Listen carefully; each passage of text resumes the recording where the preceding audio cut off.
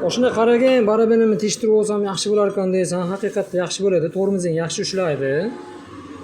Mana shu baraban ham haqiqatda qalin holatda, zavodskiy koreyskiy rabotchi mana shu.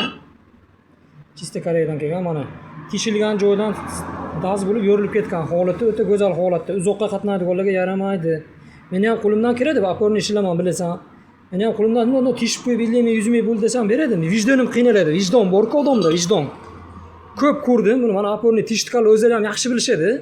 Buni qanaqa qilib maqtashadi, men hayron qolaman-da. Tormoz haqiqatda yaxshi ishlaydi, lekin mana tishuvlar ko'rsam mashina kalotkani qirinduz chiqib bekilib qoladi. Buni Peravaldan o'tadiganlarga, Samarqand, Toshkent qatnaydiganlarga yaramaydi. Uyiga minadiganlarga bo'lar edi uni. Masjidga borib kelib katta odamlarga, ega borib keladigan odamlarga bo'ladi, lekin chiroyli turish uchun aporni diskini orasidan, sayki diskini orasidan uzoqqa yaramaydi, o'shani bilib qo'y. Yorilib ketadi. Kalotkan tez yeydi ikkinchidan. Kalotkani qirib ushlaydi. Bo'lmaydi. Xitoyniki ham bo'lmaydi. O'g'lim berib yuborgan shuni.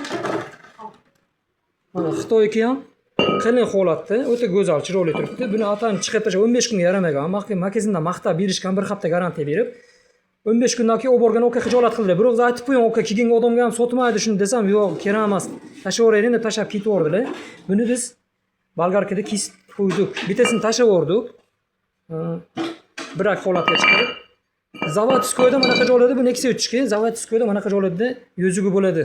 Uyib yozgani. Bu Xitoyniki bo'lmaydi. Uzoqqa qatnaydiganlarga yaramaydi. O'qili koreyskiy rabotchi qo'yasizlar.